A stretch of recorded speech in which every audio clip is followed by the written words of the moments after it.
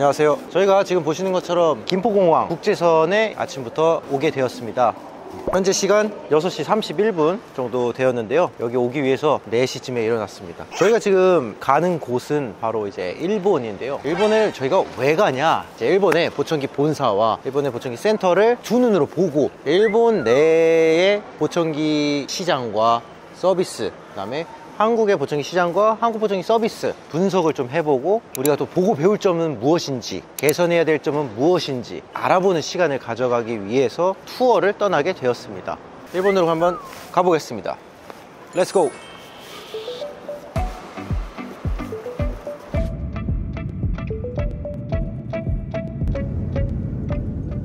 오늘은 아침 비행기로 일본 도쿄에 도착해서 간단하게 관광을 도쿄 시내를 좀 했고요. 보청기 제조사 근처의 숙소에 머물고 있습니다. 이제 내일부터 일본 내에 있는 보청기 본사와 보청기 센터를 직접 제가 투어를 하면서 대한민국과 시스템이 어떤 식으로 좀 다른지, 미흡한 부분은 무엇인지, 또 배울 점은 무엇인지 자세히 좀 보려고 합니다. 제조사의 규모가 약 3배 정도 더 크다고 해요. 그래서 아마 보여드릴 것도 되게 많을 것 같고, 고객님들께서 그동안 몰랐던 보청기가 어떻게 나오는지 조금이라도 아실 수 있는 계기가 될 수 있도록 알찬 정보를 전달해 드리도록 하겠습니다. 그러면 내일 뵙도록 하겠습니다. 렛츠고! 지금 저희가 보청기 본사를 가고 있습니다. 그래서 지금 날씨가 조금 안 좋기는 해요. 비가 오긴 하는데 또 가가지고 우리 고객님들한테 색다른 모습들 보여드려야 되니까 한번 가보겠습니다. 렛츠고!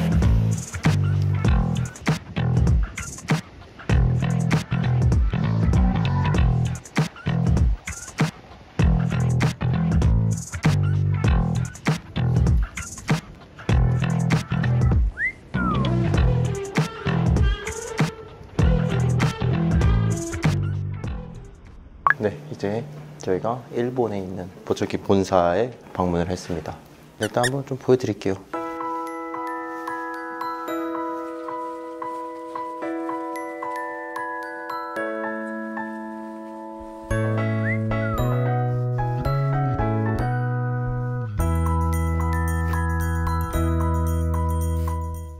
일본 보청기 지사의 대표님 프레젠테이션은 매우 유익했는데요. 내용을 간단히 정리해드리면 현재 디만트 재팬은 약 5가지의 기업이 하나로 묶여있고 규모가 한국보다 더 큰 만큼 관리하고 있는 사업도 더 많다는 것을 알 수 있었습니다. 전 세계적으로 초고령화 사회가 가속화되면서 2050년에는 약 15.3%의 인구가 노령층에 속할 것으로 예상되었고 65세 이상의 비율이 무려 40%에 육박하게 됩니다. 여타 유럽 지역이 보청기 사용률이 50%가 넘는 것에 비해서 일본은 현재 보청기 사용률이 15%에 불과합니다.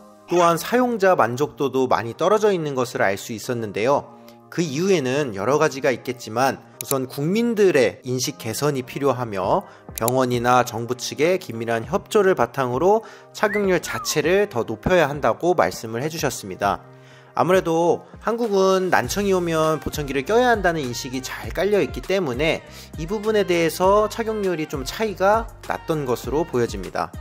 판매처에는 안경과 같이 판매되는 큰 체인점과 보청기 전문샵으로 나누어져 있고 대형 체인점의 비중이 제일 컸습니다. 일본 내에 약 5개의 거대 체인점이 5,000개 정도 되는 센터를 운영하고 있는데요. 전 지역의 센터가 퍼져 있기 때문에 접근성이 좋은 만큼 판매량도 제일 많은 것으로 보여집니다.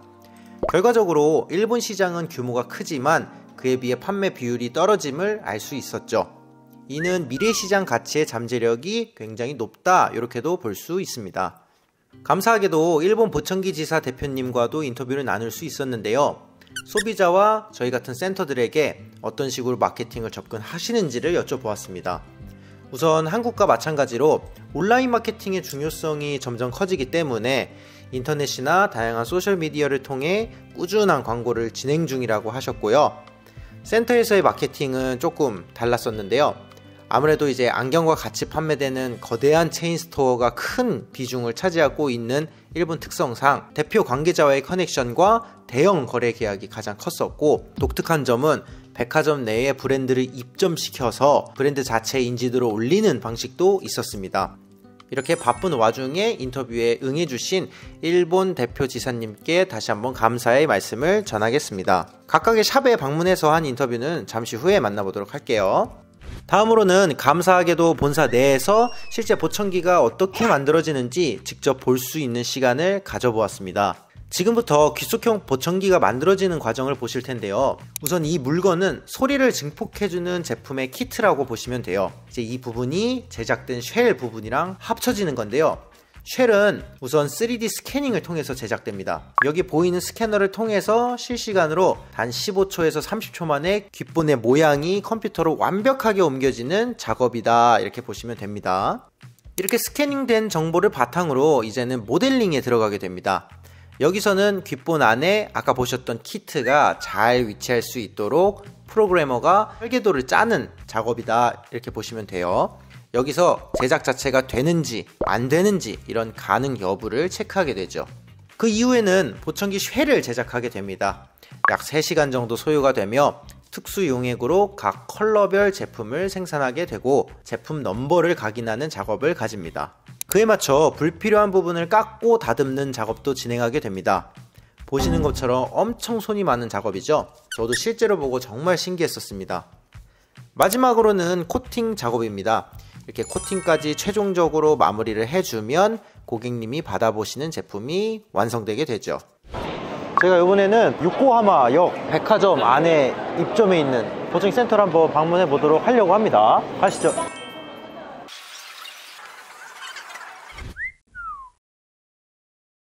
네, 이렇게 실제로 소리를 들어볼 수 있도록 이렇게 시스템이 잘 되어 있네요. 굉장히 보시면 이렇게 해서 보청기를 들어볼 수 있도록 이렇게 해놨습니다. 실제로 보청기 지금 음이 들려요. 왼쪽에서. 이거는 정말 괜찮은 것 같아요. 이거 너무 좋은데요? 보호자들도 이렇게 쉽게 들어볼 수 있을 것 같아요. 이거는. 하지메 마시테. 하지메 마시테.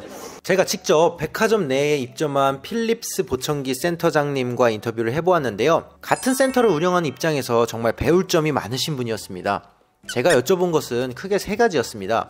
방문하신 고객님들, 사후관리, 마지막으로 가치관. 우선 백화점 내에 입점하는 것이 특수한 케이스라고 생각이 되어서 주로 방문하시는 고객분들에 대한 질문을 드렸는데요. 생각보다 젊은 분들도 많고 유입 인원층이 굉장히 다양했다는 것입니다. 백화점이라고 하면 역시 사람이 많기 때문에 이 부분이 크게 장점으로 작용된 것 같아요. 어느 정도 여유가 있는 분들이기 때문에 프리미엄 제품의 판매량도 높았고 구매 성공률도 굉장히 훌륭했습니다. 다만 접근성이 좋지 않은 만큼 사후관리에 대한 우려가 저는 좀 있었는데요. 생각보다 굉장히 체계적이고 고객 관리를 통해서 착실하게 하고 있더라고요. 모든 예약은 온라인을 통해서 가능하며 총 3개의 상담실을 운영하고 있어서 시간당 상담 인원도 많이 잡을 수 있었습니다. 고급 서비스, 높은 퀄리티를 보여주는 사례라고 생각이 들었고요. 마지막은 이제 대표팀 가치관에 대해서 여쭤봤습니다. 현재 대표님도 후천적 난청으로 인해 보청기를 착용하고 있었고 일본 내에서 보청기 착용률과 만족도를 높이고 더 많은 사람들이 난청에서 벗어날 수 있게끔 선순환을 만드는 것이 가장 큰 가치관이라고 하셨습니다. 한국에도 백화점의 보청기 센터가 자리 잡는 날을 그려볼 수 있을 것 같네요.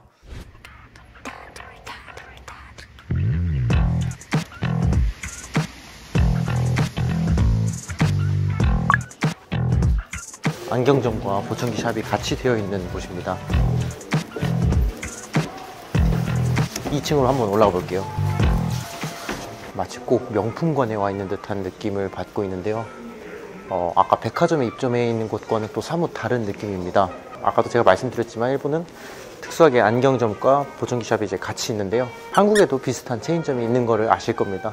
일본 자국 내에서는 요 샵 자체가 더 보편화되어 있다, 이렇게만 좀 봐주시면 될 것 같고요. 안경 위주로 많이 판매가 되어 있어요. 일단은 네, 이제 이쪽으로 보면 저희가 좀 자주 봤던 제품들이 좀 전시가 되어 있는데요. 자주 알고 계시던 독일의 제조사 시그니아 제품도 보여지고요.